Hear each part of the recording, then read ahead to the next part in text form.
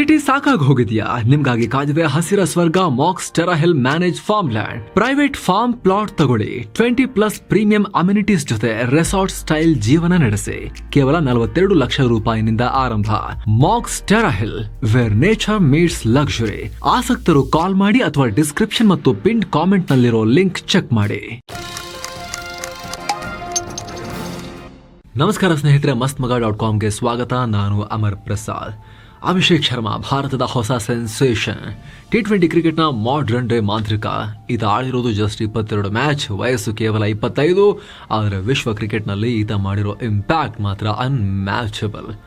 ಅಂತಾರಾಷ್ಟ್ರೀಯ ಕ್ರಿಕೆಟ್ಗೆ ಕಾಲಿಟ್ಟು 2 ವರ್ಷ ಕೂಡ ಆಗಿಲ್ಲ. ಆಲ್ರೆಡಿ ವಿಶ್ವದ ನಂಬರ್ 1 T20 ಪ್ಲೇಯರ್ ಪಟ್ಟ. ಬಾಲ್ ಇರೋದೇ ಚಚ್ಚಿ ಬಿಸಾಕೋಕೆ ಅನ್ನೋದು ಈತನ ಮೂಲ ಮಂತ್ರ. ಎದುರಿಸೋ ಮೊದಲ ಎಸೆತದಿಂದ ಕೊನೆ ಎಸೆತದವರೆಗೆ ಬೌಂಡ್ರಿ ಸಿಕ್ಸರ್ಗಳ ಭೋರ್ಗರೆತ. ಆನ್ ಫೀಲ್ಡ್ ನಲ್ಲಿ ರನ್ ಅಭಿಷೇಕ. ಆಡಿರೋ 22 ಇನ್ನಿಂಗ್ಸ್ ನಲ್ಲಿ 2 ಶತಕ, 4 ಅರ್ಧ ಶತಕ. 200ರ ಸ್ಟ್ರೈಕ್ ರೇಟ್ ನಲ್ಲಿ ಬ್ಯಾಟ್ ಬೀಸಿ ಸಂಚಲನ. ಒಂದು ಕಾಲದಲ್ಲಿ ಕ್ರಿಸ್ ಗೇಲ್ ಕಂಡ್ರೆ ಬೌಲರ್ಗಳಿಗೆ ಯಾವ ರೀತಿ ಭಯ ಆಗ್ತಿತ್ತು ಅಂತ ಆತಂಕವನ್ನ ಅಭಿಷೇಕ್ ಶರ್ಮಾ ಸೃಷ್ಟಿ ಮಾಡಿದ್ದಾರೆ. ಹಾಗಿದ್ರೆ ಯಾರು ಈ ಅಭಿಷೇಕ್? ಬೌಲರ್ಗಳನ್ನ ಪುಡಿಗಟ್ತಿರೋ ಈತನ ಹಿನ್ನೆಲೆ ಏನು? ಎಲ್ಲ ಮಾಹಿತಿಯನ್ನ ಈ ವರದಿಯಲ್ಲಿ ನೋಡ್ತಾ ಹೋಗೋಣ. ಕಡೆ ತನಕ ಮಿಸ್ ಮಾಡಿದೆ ನೋಡಿ. 4ನೇ ವಯಸ್ಸಿಗೆ ಬ್ಯಾಟ್ ಹಿಡಿದ ಪೋರ. ಅಭಿಷೇಕ್ ಶರ್ಮಾ ಹುಟ್ಟಿದ್ದು 2000ನೇ ಇಸ್ವಿ ಸೆಪ್ಟೆಂಬರ್ 4ನೇ ತಾರೀಕು. ಅಪ್ಪಟ ಜೆನ್ಜಿ. ಪಂಜಾಬ್ನ ಸ್ವರ್ಣನಗರಿ ಅಮೃತ್ಸರ್ ಅಭಿಷೇಕ್ ಹುಟ್ಟೂರು. ಅನೇಕ ಕ್ರಿಕೆಟ್ ತಾರೆಗಳಂತೆ ಇವರಿಗೂ ಕೂಡ ಕ್ರಿಕೆಟ್ ಪ್ರೀತಿ ಅಂಟಿದ್ದು ಅಪ್ಪನಿಂದ.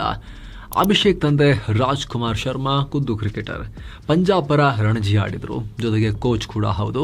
ಅಮೃತ್ಸರ್ನಲ್ಲಿ ಚಿಕ್ಕ ಕ್ರಿಕೆಟ್ ಅಕಾಡೆಮಿ ಕೂಡ ಇತ್ತು. ಹೀಗಾಗಿ ಸಹಜವಾಗಿ ಬಾಲ್ಯದಲ್ಲೇ ಕ್ರಿಕೆಟ್ನಲ್ಲಿ ಮುಳುಗಿದ್ರು ಅಭಿಷೇಕ್. ಎಷ್ಟರ ಮಟ್ಟಿಗೆ ಅಂದ್ರೆ ತಮ್ಮ 4ನೇ ವಯಸ್ಸಿಗೆ ಅಭಿಷೇಕ್ ಶರ್ಮಾ ತಮ್ಮ ಪುಟ್ಟ ಕೈಗಳಲ್ಲಿ ತನಗಿಂತ ಉದ್ದದ ಬ್ಯಾಟ್ ಹಿಡಿಯೋಕೆ ಶುರು ಮಾಡಿದ್ರು. ನಾನು ಆಡಬೇಕು ಅಪ್ಪ ಅಂತ ತಂದೆಗೆ ಪ್ರೀತಿಯ ಆಗ್ರಹ ಮಾಡೋಕೆ ಶುರು ಮಾಡಿದ್ರು. ಎಷ್ಟೇ ಆಗಲಿ ಕ್ರಿಕೆಟ್ ಪ್ರೇಮಿ ಅಪ್ಪ ಅಲ್ವಾ, ಯಾವ ಕ್ರಿಕೆಟ್ ಅಭಿಮಾನಿಗೆ ತನ್ನ ಮಗನನ್ನ ಕ್ರಿಕೆಟರ್ ಮಾಡಬೇಕು ಅನ್ನೋ ಆಸೆ ಇರಲ್ಲ. ಅಂಥದ್ರಲ್ಲಿ ಮಗನೇ ಮನಸಾರೆ ಆಡ್ತೀನಿ ಅಂತ ಹೇಳ್ತಿರ್ಬೇಕಾದ್ರೆ ಬೇಡ ಅಂತ ಹೇಳಕ್ಕಾಗತ್ತಾ? ಆಗಲ್ಲ. ರಾಜ್ಕುಮಾರ್ ಬ್ಯಾಟ್ ಕೊಟ್ಟೇ ಬಿಟ್ರು. ಪ್ರತಿದಿನ ಸ್ಕೂಲ್ ಮುಗಿತಿದ್ದಂತೆ ಅಭಿಷೇಕ್ ಅಮೃತ್ಸರ್ನ ಕಾಲೋನಿ ಪಾರ್ಕ್ಗೆ ಓಡ್ತಾ ಇದ್ರು. ತಂದೆ ದೊಡ್ಡವರಿಗೆ ಬ್ಯಾಟಿಂಗ್ ಹೇಳ್ಕೊಡ್ತಿರ್ಬೇಕಾದ್ರೆ ಹಿಂದೆ ಪುಟ್ಟ ಅಭಿಷೇಕ್ ತಂದೆಯ ಅನುಕರಣೆ ಮಾಡ್ತಾ ಇದ್ರು.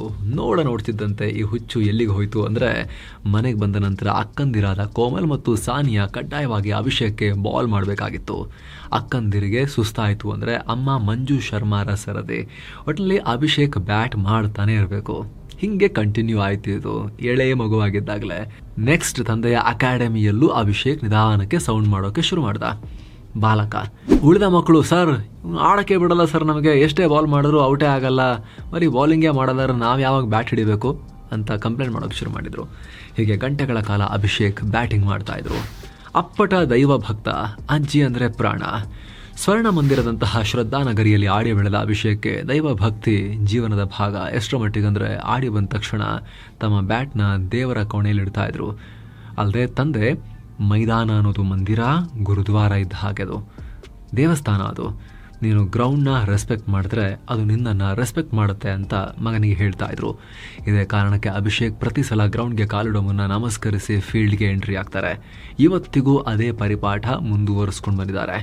ಅಂತಾರಾಷ್ಟ್ರೀಯ ಆಟಗಾರನಾಗಿದ್ರು ಬ್ಯಾಟ್ಗಳನ್ನು ದೇವರ ಮನೆಯಲ್ಲೇ ಇಡ್ತಾರೆ. ಈ ದೈವ ಭಕ್ತಿ ಅಜ್ಜಿಯಿಂದ ಬಂದಿದ್ದು. ಅಭಿಷೇಕ್ಗೆ ಅಜ್ಜಿ ಅಂದರೆ ಪಂಚಪ್ರಾಣ. ಹೀಗಾಗಿ 13ನೇ ವಯಸ್ಸಿಗೆ ಮೊದಲ ಬಾರಿ ಕ್ರಿಕೆಟ್ನಿಂದ ಹಣ ಬಂದಾಗ ಅಭಿಷೇಕ್ ಅದನ್ನು ಬ್ಯಾಟ್ ಅದು ಇದು ಅಂತ ಖರ್ಚು ಮಾಡದೆ ನೇರ ಅಜ್ಜಿ ಕೈ ಕೊಟ್ಟಿದ್ರು. ಈ 2000 ನೋಟನ್ನು, ಅಂದರೆ ಅವಾಗಿನ ಬ್ಯಾನ್ ಆಗಿರಲಿಲ್ಲ ಆ ಟೈಮ್ದು, ಈ 2000 ನೋಟನ್ನು ದೇವರಿಗೆ ಅರ್ಪಣೆಯಾಗಿ ಕೊಡಿ ಅಜ್ಜಿ ಅಂತ ಹೇಳಿದರು. ಇದನ್ನು ನೋಡಿದ ಅಜ್ಜಿ ತನ್ನ ಮಗನನ್ನು, ಅಂದರೆ ಅಭಿಷೇಕರ ಅಪ್ಪನನ್ನು ಕರೆದು, ರಾಜ್ಕುಮಾರ್ ಅವರನ್ನು ಕರೆದು, ನೋಡು ಮುಂದೊಂದು ದಿನ ಈ ಹುಡುಗ ಪ್ರಪಂಚದಲ್ಲಿ ದೊಡ್ಡ ಹೆಸರು ಮಾಡ್ತಾನೆ ಅಂತ ಹೇಳಿದರು. ಈಗ ಅಜ್ಜಿ ಇಲ್ಲ, ಆದರೆ ಅವರ ಮಾತು ಮಾತ್ರ ನಿಜ ಆಗ್ತಾ ಇದೆ. ಚೆಂಡಿರೋದೆ ದಂಡಿಸೋಕೆ. ಅಭಿಷೇಕ್ ಕ್ರಿಕೆಟ್ ಜರ್ನಿ ಬ್ಯಾಟಿಂಗ್ನಿಂದಲೇ ಆರಂಭ ಆಗಿದ್ರು ಕೂಡ ಆರಂಭದಲ್ಲಿ ಅಭಿಷೇಕ್ ಬೌಲಿಂಗ್ ಮೇಲೆ ಹೆಚ್ಚು ಫೋಕಸ್ ಮಾಡ್ತಾ ಇದ್ರು. ಯಾಕಂದರೆ ತಂದೆ ರಾಜ್ಕುಮಾರ್ ಕೂಡ ಎಡಗೈ ಸ್ಪಿನ್ನರ್. ಸೊ ಆ ಪ್ರಭಾವ ಮಗನ ಮೇಲೂ ಇತ್ತು. ಹೀಗಾಗಿ 7-8ನೇ ವಯಸ್ಸಲ್ಲಿ ಅಭಿಷೇಕ್ ಎಡಗೈ ಸ್ಪಿನ್ನರ್ ಆಗಿ ಕಣಕ್ಕಿಳಿತಾ ಇದ್ರು. ಕ್ಲಬ್ ಟೂರ್ನಿಗಳಲ್ಲಿ ಬೌಲಿಂಗ್ ಆಲ್ರೌಂಡರ್ ಆಗಿ ಆಡ್ತಾ ಇದ್ರು. ಆದರೆ ಒಂದು ಪಂದ್ಯ ಅಭಿಷೇಕ್ ಬದುಕಿಗೆ ದೊಡ್ಡ ತಿರುವು ಕೊಡ್ತು. 8 ವಿಕೆಟ್ ನಂತರ ಬ್ಯಾಟಿಂಗ್ ಇಳಿದ ಅಭಿಷೇಕ್ ನಿರ್ಣಾಯಕ ಹಂತದಲ್ಲಿ ಬೌಂಡರಿ ಸಿಕ್ಸರ್ಗಳನ್ನು ಚಚ್ಚಿ ಸೋಲಿನ ದವಡೆಯಿಂದ ಅವರ ಟೀಮನ್ನು ಪಾರು ಮಾಡಿದ್ರು. ಆ ಮ್ಯಾಚ್ನಲ್ಲಿ ಅಭಿಷೇಕ್ ಮತ್ತು ಅವರ ತಂದೆಯ ಯೋಚನಾ ಲಹರಿ ಚೇಂಜ್ ಆಯಿತು. ಅಭಿಷೇಕ್ಗೆ ಬೌಲಿಂಗ್ನಿಂದ ಮತ್ತು ಬ್ಯಾಟಿಂಗ್ ಕಡೆಗೆ ಇಂಟ್ರೆಸ್ಟ್ ಬಂತು. ಯಾವ ಮಟ್ಟಿಗಂದರೆ ಅಭಿಷೇಕ್ ಸ್ಫೋಟಕ ಬ್ಯಾಟಿಂಗ್ನ ತಮ್ಮ ಮೈಯಲ್ಲಿ ಆವರಿಸ್ಕೊಂಡ್ರು. ತಂದೆಗೆ, ಅಪ್ಪ ಯಾಕೆ ಎಲ್ಲ ಹುಡುಗರು ಡಿಫೆಂಡ್ ಮಾಡ್ತಾರೆ, ಆರಾಮಾಗಿ ಹೊಡಿಬಹುದಾಗಿರೋ ಬಾಲ್ಗಳನ್ನು ಕೂಡ ಡಿಫೆಂಡ್ ಯಾಕೆ ಮಾಡೋದು, ಹೊಡಿಬೇಕಲ್ವಾ ಅಂತ ಕೇಳ್ತಾ ಇದ್ರು. ಮಗನ ಈ ಕಿಲ್ಲರ್ ಇನ್ಸ್ಟಿಂಕ್ಟ್ನ ಅರ್ಥ ಮಾಡಿಕೊಂಡ ತಂದೆ, ಹೌದು ಪುಟ್ಟ, ಬಾಲ್ ಇರೋದೇ ಹೊಡಿಯೋಕೆ, ಆದರೂ ಹೊಡಿಯೋ ಬಾಲ್ನ ಯಾಕೆ ಡಿಫೆಂಡ್ ಮಾಡ್ತಾರೆ ಅಂತ ನನಗೂ ಅರ್ಥ ಆಗಲ್ಲಪ್ಪ, ಹೊಡಿಬೇಕಲ್ವಾ ಅಂತ ಇವರು ಹೇಳಿದ್ರು. ಹುಳ ಬಿಟ್ರು, ಮುಗೀತು. ಅಭಿಷೇಕ್ ಇದನ್ನು ತಮ್ಮ ಬ್ಯಾಟಿಂಗ್ ಮೂಲ ಮಂತ್ರ ಮಾಡಿಕೊಂಡ್ರು. ಜೊತೆ ಸಿಕ್ಕ ಗಿಲ್ ಅಂಡರ್ 19ಗೆ ಕ್ಯಾಪ್ಟನ್. ಚೆಂಡಿರೋದೇ ದಂಡಿಸೋಕೆ ಅನ್ನೋದು ಅಭಿಷೇಕ್ ತಲೆಯಲ್ಲಿ ಗಾಢವಾಗಿ ಕೂತುಬಿಡ್ತು. ಇದೇ ಫಿಲಾಸಫಿಯಲ್ಲಿ ಬೌಲರ್ಗಳನ್ನು ಚೆಂಡಾಡೋಕೆ ಶುರು ಮಾಡಿದ್ರು. ಪರಿಣಾಮ 10ನೇ ವಯಸ್ಸಿಗೆ ಪಂಜಾಬ್ ಅಂಡರ್ 14 ಟೀಮ್ನಲ್ಲಿ ಸ್ಥಾನ ಸಿಕ್ತು. ಜೊತೆಗೆ ಶುಭ್ಮನ್ ಗಿಲ್ರಂತಹ ಮತ್ತೊಬ್ಬ ಅದ್ಭುತ ಆಟಗಾರ ಫ್ರೆಂಡ್ ಆಗಿ ಇವ್ರಿಗೆ ಸಿಕ್ಕರು. ಈಗ ಇಬ್ಬರು ಹುಡುಗರು, ಶುಭ್ಮನ್ ಗಿಲ್ ಒಂದು ಕಡೆ, ಮತ್ತೊಂದು ಕಡೆ ಅಭಿಷೇಕ್ ಶರ್ಮಾ, ಇಬ್ಬರು ಅಂಡರ್ 12, ಅಂಡರ್ 14, ಅಂಡರ್ 16ನಲ್ಲಿ ತಮ್ಮ ಬ್ಯಾಟಿಂಗ್ನಿಂದ ಪಂಜಾಬ್ ಕ್ರಿಕೆಟ್ನ ಫ್ಯೂಚರನ್ನೇ ಚೇಂಜ್ ಮಾಡೋಕೆ ಶುರು ಮಾಡಿದ್ರು. ಚಾಚಿ ಬಿಸಾಕ್ತಾ ಇದ್ರು. ಎಷ್ಟರ ಮಟ್ಟಿಗಂದರೆ ಅಂದಿನ ಪಂಜಾಬ್ ತಂಡದ ಕೋಚ್ ಅರುಣ್ ಬೇಡಿ ಅಭಿಷೇಕ್ ತಂದೆಗೆ, ನೋಡಿ ರಾಜ್ಕುಮಾರ್, ಮುಂದೆ ಒಂದಿನ ಈ ಇಬ್ಬರು ಹುಡುಗರು ಭಾರತದ ಪರವಾಗಿ ಓಪನ್ ಮಾಡ್ತಾರೆ, ಬೇಕಿದ್ರೆ ಬರೆದಿಟ್ಕೊಳ್ಳಿ ಅಂತ ಆಟಗಾರರು ಇವರು, ಓಪನರ್ಸ್ ಅಂತ ಹೇಳಿದರು. ಕಪಿಲ್ ದೇವರ ಕೋಚ್ ದೇಶ್ ಪ್ರೇಮ್ ಆಜಾದ್ ಕೂಡ ಅಭಿಷೇಕ್ ಬ್ಯಾಟಿಂಗ್ ಕಂಡು, ಈ ಹುಡುಗ ಜಬರ್ದಸ್ತ್ ಆಟಗಾರ, ಮ್ಯಾಚ್ಗಳನ್ನು ಒನ್ ಸೈಡೆಡ್ ಮಾಡ್ತಾ ಇದ್ದಾನೆ, ಮುಂದಿನ ದಿನ ಭಾರತಕ್ಕೆ ಆಡ್ತಾನೆ ಅಂತ ಹೇಳಿದರು. ಅದಕ್ಕೆ ತಕ್ಕಂತೆ ಅಭಿಷೇಕ್ ಪರ್ಫಾರ್ಮೆನ್ಸ್ ಕೂಡ ಇತ್ತು. ಅಂಡರ್ 16ನ ವಿಜಯ್ ಮರ್ಚೆಂಟ್ ಟೂರ್ನಿಯೊಂದರಲ್ಲಿ ಅಭಿಷೇಕ್ ದಾಖಲೆ ಬರೆದರು. ಕೇವಲ 8 ಮ್ಯಾಚಲ್ಲಿ 1200 ರನ್ ಸಿಡಿಸಿ ಲೀಡಿಂಗ್ ಸ್ಕೋರರ್ ಆಗೋದಷ್ಟೇ ಅಲ್ಲದೆ ತಮ್ಮ ಎಡಗೈ ಬೌಲಿಂಗ್ನಿಂದ 60 ವಿಕೆಟ್ ತೆಗೆದುಬಿಟ್ರು. ಇದು ಅಂತಾರಾಷ್ಟ್ರೀಯ ಆಯ್ಕೆಗಾರರ ಕಣ್ಣಿಗೂ ಬಿತ್ತು. ಅಭಿಷೇಕ್ ಶರ್ಮಾಗೆ ಭಾರತದ ಅಂಡರ್ 19 ಟೀಮ್ಗೆ ಪ್ರಮೋಷನ್ ಸಿಕ್ತು.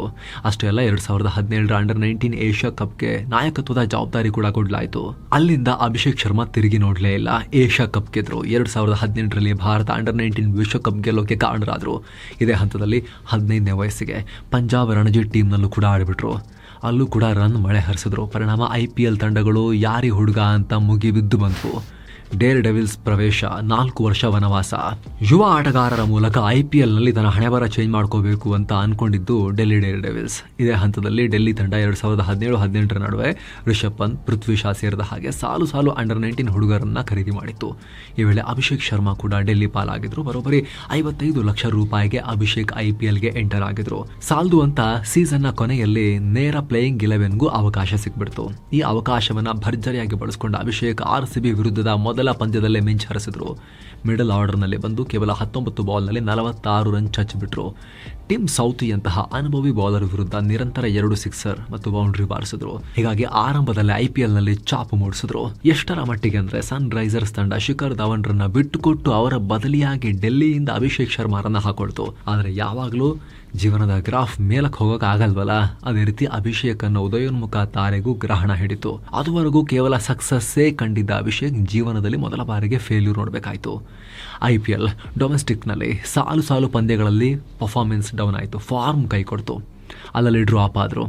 ಯಾಕಂದರೆ ಅಭಿಷೇಕ್ ಪಂಜಾಬ್ ಪರ ಆಡ್ತಾ ಇದ್ದಿದ್ದು ಓಪನರ್ ಆಗಿ, ಆದರೆ IPLನಲ್ಲಿ ಮಿಡಲ್ ಆರ್ಡರ್ನಲ್ಲಿ ಆಡಿಸ್ತಾ ಇದ್ರು ಸನ್ ರೈಸರ್ಸ್ ಕೂಡ. ಹೀಗಾಗಿ ಅಭಿಷೇಕ್ ಕನ್ಸಿಸ್ಟೆನ್ಸಿ ಕಾಣೋಕ್ಕಾಗಲಿಲ್ಲ. ಇನ್ನಿಂಗ್ಸ್ ಕೊನೆಯಲ್ಲಿ 1-2 ಬಾಲ್ ಅಷ್ಟೇ ಆಡೋಕೆ ಸಿಗ್ತಾ ಇತ್ತು. ಅದರಲ್ಲಿ 1-2 ಸಿಕ್ಸರ್ಸ್ ಹಿಡಿಸಿದ್ರು ಅಷ್ಟ ಗಮನ ಸೆಳೀತಾ ಇರಲಿಲ್ಲ. ಹೀಗಾಗಿ ಸುಮಾರು 3-4 ವರ್ಷ, 3-4 ಸೀಸನ್ ಅಭಿಷೇಕ್ ವನವಾಸ ಕಾಣಬೇಕಾಯಿತು. ಸಾಲದು ಅಂತ ಈ ನಡುವೆ ಕೋವಿಡ್ ಕೂಡ ಬಂತು. ಆದರೆ ಅಭಿಷೇಕ್ಗೆ ಈ ಕೋವಿಡ್ಡೇ ವರದಾನ ಆಯಿತು. ಲಾಕ್ಡೌನ್ನಲ್ಲಿ ಜೊತೆಯಾದ ಯುವಿ ಸ್ನೇಹಿತರೆ, ಅಭಿಷೇಕ್ ಶರ್ಮಾ ಅನ್ನೋ ಪ್ರತಿಭೆ ಅರಳೋಕೆ ಮುಖ್ಯ ಕಾರಣ ಅವರಿಗೆ ಸಿಕ್ಕ ಮೆಂಟರ್ಸ್. ಆರಂಭದಲ್ಲಿ ಅವರ ತಂದೆ, ಆನಂತರ ಅಂಡರ್ 19ನಲ್ಲಿ ರಾಹುಲ್ ದ್ರಾವಿಡ್, VVS ಲಕ್ಷ್ಮಣ್, ಈ ರೀತಿ ಬ್ಯಾಟಿಂಗ್ ದಂತಕಥೆಗಳು. ಬಳಿಕ ಡೆಲ್ಲಿಯಲ್ಲಿ ರಿಕ್ಕಿ ಪಾಂಟಿಂಗ್ರಂತಹ ಚಾಂಪಿಯನ್ ಪಂಟರ್ ಆಟಗಾರ, ಇವರೆಲ್ಲರೂ ಕೂಡ ಟ್ರೈನ್ ಮಾಡಿದ್ರು. ಆದರೆ IPLಗೆ ಎಂಟರ್ ಆಗ್ತಿದ್ದ ಹಾಗೆ ಈ ಮಾರ್ಗದರ್ಶನ ಮಿಸ್ ಆಗ್ತಿತ್ತು. ಯಾಕಂದರೆ ಅಭಿಷೇಕ್ ಎಷ್ಟೇ ಟ್ಯಾಲೆಂಟೆಡ್ ಪ್ರತಿಭೆಯಾಗಿದ್ರೂ ಕೂಡ ಎಳೆಯ ವಯಸ್ಸಿನ ಹುಡುಗ. ಹೀಗಾಗಿ IPL ಅಂತ ದೊಡ್ಡ ವೇದಿಕೆ ಅಂತ ಬಂದಾಗ ಗಲಿಬಿಲಿಯಾಗಿದ್ರು. ಆದರೆ ಈ ವೇಳೆ ಅಭಿಷೇಕ್ಗೆ ಕೈ ಹಿಡಿದಿದ್ದು, ದೇವರಾಗಿ ಬಂದಿದ್ದು ಯುವರಾಜ್ ಸಿಂಗ್. ಪಂಜಾಬ್ ತಂಡದಲ್ಲಿ ಅಭಿಷೇಕ್ ಪ್ರತಿಭೆಯನ್ನ ಕಣ್ಣಾರೆ ಕಂಡಿದ್ದ ಯುವಿ ಈ ಹುಡುಗನನ್ನ ಇನ್ನಷ್ಟು ಮನಚು ಮಾಡೋ ಅವಶ್ಯಕತೆ ಇದೆ ಅಂತ ಹೇಳಿ ಮನಗಂಡ್ರು. ಪರಿಣಾಮ ಲಾಕ್ಡೌನ್ನಲ್ಲಿ ಯುವಿ ಸುಮಾರು 2 ತಿಂಗಳ ಕಾಲ ಅಭಿಷೇಕರನ್ನ ಕೂಡ ಹಾಕೊಂಡ್ರು. ತಮ್ಮದೇ ಮನಲ್ಲಿಟ್ಕೊಂಡು ಅಭಿಷೇಕರ bat swing, batting stance, shoulder position, golf swing arc, ಹೀಗೆ ಬ್ಯಾಟಿಂಗ್ನ ಪ್ರತಿಯೊಂದು ಪಟ್ಟುಗಳನ್ನು ತಿದ್ದಿ ತೀಡಿ ಕರಗತ ಮಾಡಿಸಿದ್ರು. ಪರಿಣಾಮ ಮೊದಲೇ ವಿಸ್ಫೋಟಕ ಆಟಗಾರನಾಗಿದ್ದ ಅಭಿಷೇಕ್ ಈಗ ಧುಮ್ಮಿಕ್ಕುವ ಜ್ವಾಲಾಮುಖಿಯಂತೆ ಸಿಡಿಯೋಕೆ ಶುರು ಮಾಡಿದ್ದಾರೆ. ಇದಕ್ಕೆ ತಕ್ಕಂತೆ ಸನ್ರೈಸರ್ಸ್ ಕೂಡ 2022ರಲ್ಲಿ ಅಭಿಷೇಕ್ರನ್ನ ಓಪನರ್ ಆಗಿ ಇಳಿಸೋಕೆ ಶುರು ಮಾಡಿತು. ಆ ಸೀಸನ್ ನಲ್ಲಿ ಅಭಿಷೇಕ್ 133ರ ಸ್ಟ್ರೈಕ್ ರೇಟ್ ನಲ್ಲಿ 426 ರನ್ ಚಚ್ಚಿದ್ರು. ಅದರಲ್ಲೂ ಗುಜರಾತ್ ವಿರುದ್ಧ ಆಡ್ತಾ ವಿಶ್ವದ ನಂಬರ್ 1 T20 ಬೌಲರ್ ರಾಶೀದ್ ಖಾನ್ರನ್ನ ಚಚ್ಚಿ ಬಿಸಾಕ್ಬಿಟ್ರು. ಕೇವಲ 15 ಬಾಲ್ನಲ್ಲಿ ರಶೀದ್ ವಿರುದ್ಧ 35 ರನ್ ಹೊಡೆದ್ರು.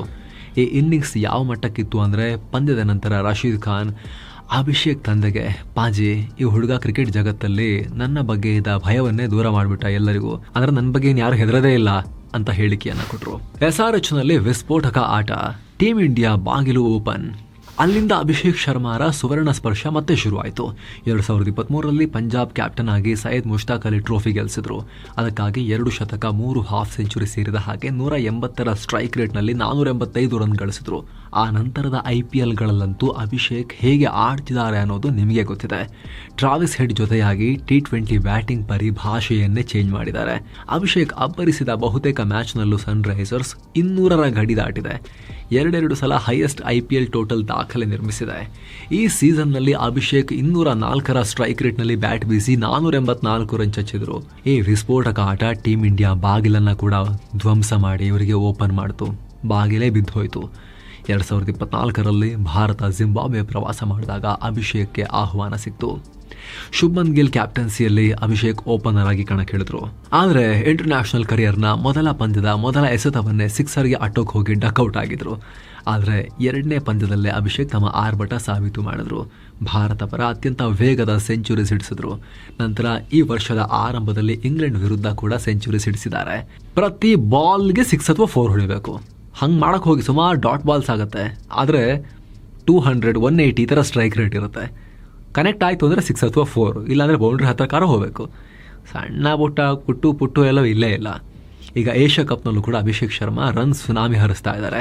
ಪ್ರತಿ ಮ್ಯಾಚ್ನಲ್ಲಿ ರನ್ ಕೊಳ್ಳೆ ಹೊಡಿತಾ ಟೀಮ್ ಇಂಡಿಯಾ ಗೆಲುವಿನಲ್ಲಿ ಮುಖ್ಯ ಪಾತ್ರ ನಿಭಾಯಿಸ್ತಾ ಇದ್ದಾರೆ. ಪ್ರತಿ ಮ್ಯಾಚ್ನಲ್ಲೂ ಬೌಂಡರಿ ಅಥವಾ ಸಿಕ್ಸರ್ನಿಂದ ಇನ್ನಿಂಗ್ಸ್ ಓಪನ್ ಮಾಡ್ತಿದ್ದಾರೆ. ಇನ್ಫ್ಯಾಕ್ಟ್ ಫಸ್ಟ್ ಬಾಲ್ನಲ್ಲಿ ಅಭಿಷೇಕ್ ಶರ್ಮಾ ಸ್ಟ್ರೈಕ್ ರೇಟ್ 250ಗಿಂತ ಹೆಚ್ಚಿದೆ. ಫಸ್ಟ್ ಬಾಲೇ ಸಿಕ್ಸರಿಗೆ ಹೊಡೆಯೋಕ್ಕೆ ಪ್ರಯತ್ನ ಪಡ್ತಾರೆ. ಪಾಕ್ ಮೇಲೂ ಕೊಟ್ಟರಲ್ಲ, ಬೌನ್ಸರ್ ಹಾಕಿದ್ದನ್ನು ಸೀದಾ ಹಿಂದೆ. ಹೀಗೆ ಮೊದಲ ಬಾಲ್ನಲ್ಲೇ ಎದುರಾಳಿ ಬೌಲರ್ಗಳನ್ನು ಮಲಗಿಸ್ಬಿಡ್ತಾರೆ. ಅವರ ಆತ್ಮವಿಶ್ವಾಸ ಬಿದ್ದು ಹೋಗ್ಬೇಕು, ಹಂಗೆ ಮಾಡ್ತಾರೆ. ಈಗ ಆಲ್ರೆಡಿ ಕೇವಲ 21 ಇನ್ನಿಂಗ್ಸ್ನಲ್ಲಿ ಹೆಚ್ಚು ಕಮ್ಮಿ 200ರ ಸ್ಟ್ರೈಕ್ ರೇಟ್ನಲ್ಲಿ 783 ರನ್ ಸಿಡಿಸಿದ್ದಾರೆ. ಇದರಲ್ಲಿ ಬರೋಬ್ಬರಿ 58 ಸಿಕ್ಸರ್ಗಳಿವೆ. ಈ ಆಕ್ರಮಣಕಾರಿ ಆಟದಿಂದ ICC T20 ಬ್ಯಾಟರ್ ಪಟ್ಟಿಯಲ್ಲಿ ನಂಬರ್ 1 ಆಟಗಾರ ಕೂಡ ಆಗಿದ್ದಾರೆ. ಅಂತಾರಾಷ್ಟ್ರೀಯ ಆಟಕ್ಕೆ ಕಾಲಿಟ್ಟು ಕೇವಲ 1.5 ವರ್ಷದಲ್ಲಿ ಈ ಸಾಧನೆ ಮಾಡಿದ್ದಾರೆ. ಭಾರತಕ್ಕೆ ಮತ್ತೊಬ್ಬ ಸೆಹ್ವಾಗ್ರಂತೆ ಕಾಣ್ತಿದ್ದಾರೆ. ಒಂದು ಕಾಲದಲ್ಲಿ ಕ್ರಿಸ್ ಗೇಲ್ ಹೇಗೆ ಭಯ ಹುಟ್ಟಿಸ್ತಾ ಇದ್ರು, ಅದೇ ರೀತಿ ಬೌಲರ್ಗಳು ಅಭಿಷೇಕ್ ಕಂಡ್ರೆ ಹೆದರ್ಕೊಳ್ಳೋ ರೀತಿಯಾಗಿದೆ. ಇಂಥ ಸ್ಫೋಟಕ ಆಟಗಾರ ತನ್ನ ಮೂಲವನ್ನು, ತಾನು ಬಂದ ನೆಲವನ್ನು ಮಾತ್ರ ಮರೆತಿಲ್ಲ. ಇತ್ತೀಚೆಗೆ ಪಂಜಾಬ್ನಲ್ಲಿ ಪ್ರವಾಹ ಆದಾಗ ಒಂದಿಡೀ ಟ್ರಕ್ನಲ್ಲಿ ಆಹಾರ ವಸ್ತು, ರೇಷನ್, ನೀರಿನ ಬಾಟಲ್ ಸೇರಿದ ಹಾಗೆ ನೆರವನ್ನು ಕಳಿಸ್ಕೊಟ್ರು. ಖುದ್ದು ತನ್ನ ಗೆಳೆಯರನ್ನ ಮುಂದೆ ಬಿಟ್ಟು ಪ್ರವಾಹ ಸಂತ್ರಸ್ತರನ್ನ ತಲುಪೋ ಪ್ರಯತ್ನ ಪಟ್ಟರು. ಇಂಥ ಅಭಿಷೇಕ್ ಶರ್ಮಾ ಆಲ್ರೆಡಿ ಭಾರತಕ್ಕೆ ಒಬ್ಬ ಅದ್ಭುತ ಭವಿಷ್ಯದ ಕ್ರಿಕೆಟ್ ಆಸ್ತಿ ಆಗೋ ಎಲ್ಲ ಲಕ್ಷಣಗಳನ್ನು ತೋರಿಸ್ತಾ ಇದ್ದಾರೆ. ಇವರಿಗೆ ಶುಭವಾಗಲಿ, ಇವರ ಆಟಕ್ಕೆ ಶುಭವಾಗಲಿ, ಇನ್ನಷ್ಟು ಭಾರತಕ್ಕೆ ದೊಡ್ಡ ದೊಡ್ಡ ಗೆಲುವುಗಳನ್ನು ತಂದುಕೊಡೋಕೆ ಇವರು ಕಾಂಟ್ರಿಬ್ಯೂಟ್ ಮಾಡಲಿ ಅಂತ ನಾವು ಹಾರೈಸೋಣ. Thank you so much. ಮತ್ತೆ ಭೇಟಿ ಆಗ್ತಿರೋಣ. ನಮಸ್ತೆ.